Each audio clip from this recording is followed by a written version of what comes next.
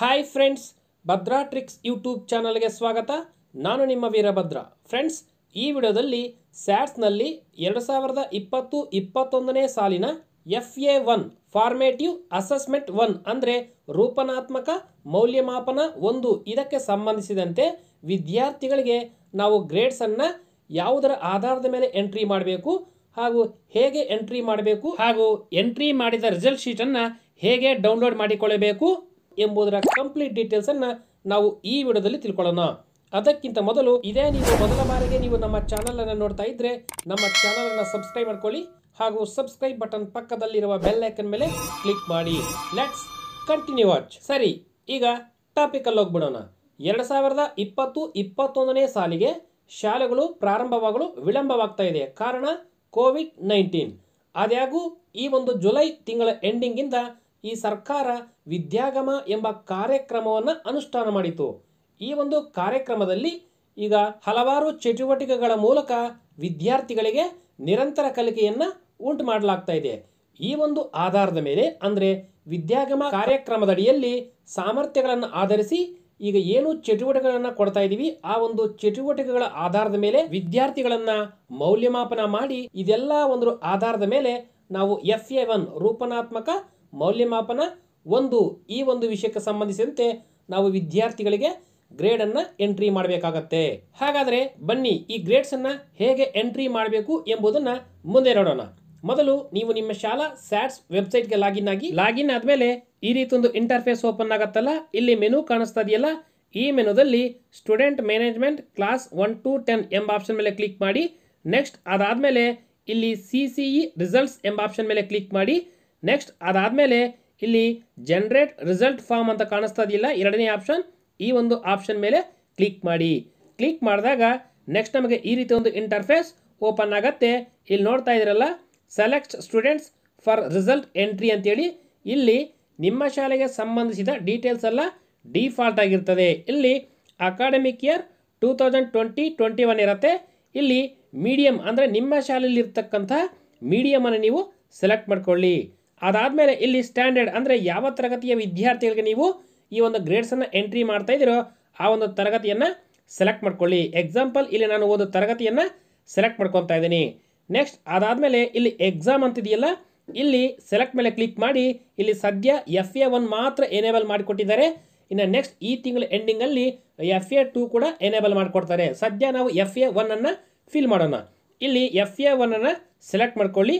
Select ಮಾಡಿಕೊಂಡು ಇಲ್ಲಿ group, ಇಲ್ಲಿ ಲ್ಯಾಂಗ್ವೇಜ್ ಗ್ರೂಪನ್ನು ಸೆಲೆಕ್ಟ್ ಮಾಡ್ಕೋಬೇಕಾಗತ್ತೆ. ಇಲ್ಲಿ ಸೆಲೆಕ್ಟ್ ಮೇಲೆ ಕ್ಲಿಕ್ ಮಾಡಿ. ಕ್ಲಿಕ್ ಮಾಡಿದಾಗ ಇಲ್ಲಿ ನೋಡ್ಬೋದು ನಿಮ್ಮ ಒಂದು ಶಾಲೆಗೆ ಸಂಬಂಧಿಸಿದ ಲ್ಯಾಂಗ್ವೇಜ್ ಗ್ರೂಪ್ ಇರುತ್ತೆ. ಆ ಒಂದು ಲ್ಯಾಂಗ್ವೇಜ್ ಗ್ರೂಪನ್ನು ಸೆಲೆಕ್ಟ್ ಮಾಡ್ಕೊಳ್ಳಿ. ಸೆಲೆಕ್ಟ್ ಮಾಡ್ಕೊಂಡ ಮೇಲೆ ಇಲ್ಲಿ ಕೆಳಗಡೆ ಸರ್ಚ್ ಅಂತ ಕಾಣಿಸ್ತಾ ಇದೆಯಲ್ಲ, ಈ ಸರ್ಚ್ ಬಟನ್ ಮೇಲೆ ಕ್ಲಿಕ್ ಮಾಡಿ. ಸರ್ಚ್ ಬಟನ್ ಮೇಲೆ ಕ್ಲಿಕ್ ಮಾಡಿದಾಗ ನೆಕ್ಸ್ಟ್ ನಮಗೆ ಈ ರೀತಿ ಒಂದು ಇಂಟರ್ಫೇಸ್ ಓಪನ್ ಆಗುತ್ತೆ. ಇಲ್ಲಿ ಕೆಳಗಡೆಗೆ ಸ್ಕ್ರಾಲ್ ಮಾಡಿ ಆ ಒಂದು ತರಗತಿಯ ವಿದ್ಯಾರ್ಥಿಯ ಮಾಹಿತಿ ಇಲ್ಲಿ ನಮಗೆ ಲಭ್ಯವಾಗುತ್ತೆ. ಇಲ್ಲಿ ನೋಡ್ತಾ ಇದ್ರಲ್ಲ, ಇಲ್ಲಿ ಸದ್ಯ ಈ ಒಂದು ತರಗತಿಯಲ್ಲಿ ವಿದ್ಯಾರ್ಥಿ ಒಬ್ಬರು ಮಾತ್ರ ಇದ್ದಾರೆ. ಈ ಒಂದು ವಿದ್ಯಾರ್ಥಿಗೆ ನಾವೇನು ಮಾಡಬೇಕಾಗತ್ತೆ, ಈಗ FA1 ಗ್ರೇಡ್ಸ್ ಅನ್ನ ಎಂಟ್ರಿ ಮಾಡಬೇಕಾಗತ್ತೆ. ಬಟ್ ಇಲ್ಲಿ ನೀವು FA1 ಗ್ರೇಡ್ಸ್ ಅನ್ನ ಎಂಟ್ರಿ ಮಾಡಬೇಕಾದ್ರೆ ಈಗ ಏನು ವಿದ್ಯಾಗಮ ಕಾರ್ಯಕ್ರಮದ ಅಡಿಯಲ್ಲಿ ನೀವು ಏನು ಚಟುವಟಿಕೆಗಳನ್ನು ನೀಡಿರ್ತೀರೋ ಆ ಒಂದು ಚಟುವಟಿಕೆಗಳಿಗೆ ಸಂಬಂಧಿಸಿದಂತೆ ಮೌಲ್ಯಮಾಪನ ಮಾಡಿ ಗ್ರೇಡ್ಸ್ ಅನ್ನ ಕೊಡಬೇಕಾಗತ್ತೆ. ಹಾಗೂ ಆ ಒಂದು ಮೌಲ್ಯಮಾಪನಕ್ಕೆ ಸಂಬಂಧಿಸಿದಂತೆ ನೀವು ರೆಕಾರ್ಡ್ಸ್ ಅನ್ನ ಮೇಂಟೈನ್ ಮಾಡಬೇಕಾಗತ್ತೆ.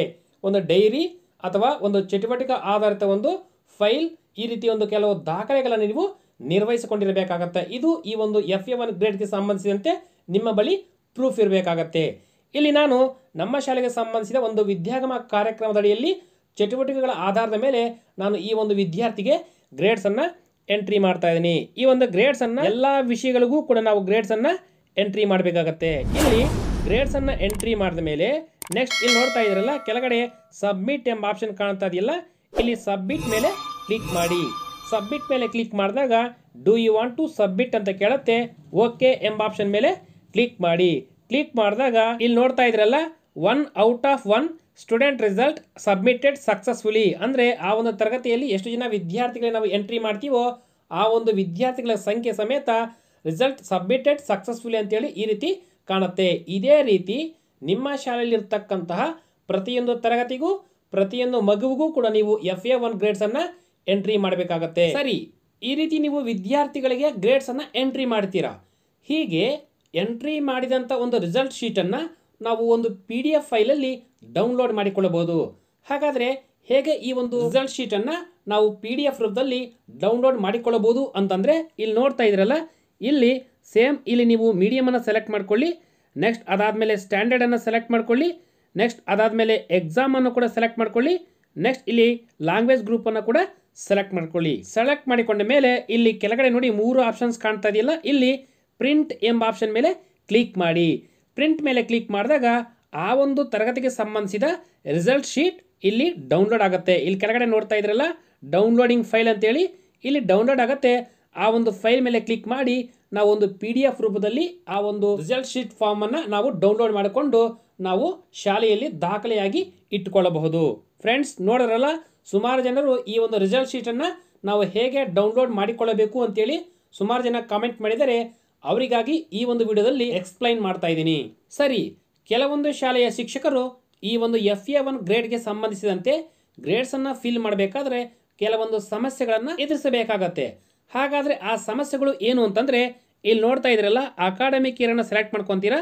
ಇಲ್ಲಿ ಮೀಡಿಯಂ ಮೇಲೆ ಕ್ಲಿಕ್ ಮಾಡಿದಾಗ ನಿಮ್ಮ ಶಾಲೆಗೆ ಸಂಬಂಧಿಸಿದ ಮೀಡಿಯಂ ಇಲ್ಲಿ ನಿಮಗೆ ಕಾಣಿಸದೇ ಇರ್ಬೋದು.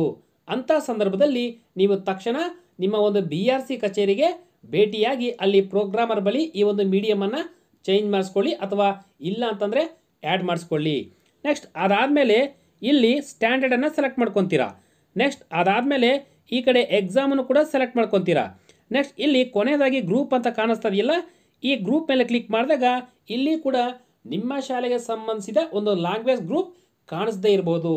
ಇಂಥ ಸಂದರ್ಭದಲ್ಲಿ ನೀವೇ ನಿಮ್ಮ ಒಂದು ಸ್ಕೂಲ್ ಲಾಗಿನ್ನಲ್ಲೇ ಇಲ್ಲಿ ಲ್ಯಾಂಗ್ವೇಜ್ ಗ್ರೂಪನ್ನು ಅಸೈನ್ ಮಾಡಿ ಅಸೈನ್ ಮಾಡಿಕೊಳ್ಳಬಹುದು. ಈ ರೀತಿ ಅಸೈನ್ ಮಾಡಿಕೊಂಡಾಗ ನೀವು ವಿದ್ಯಾರ್ಥಿಗಳಿಗೆ ಈ ಒಂದು CCA ಗ್ರೇಡ್ಸನ್ನು ಎಂಟ್ರಿ ಮಾಡಬಹುದು. ಅದು ಕೂಡ ಎಲ್ಲ ಸರ್ಕಾರಿ ಅನುದಾನಿತ ಅನುದಾನ ರಹಿತ ಶಾಲೆಯ ಎಲ್ಲ ಶಿಕ್ಷಕರು ಈ ಒಂದು ವಿದ್ಯಾರ್ಥಿಗಳಿಗೆ ನೀವು ಗ್ರೇಡ್ಸನ್ನು ಎಂಟ್ರಿ ಮಾಡಲೇಬೇಕಾಗತ್ತೆ.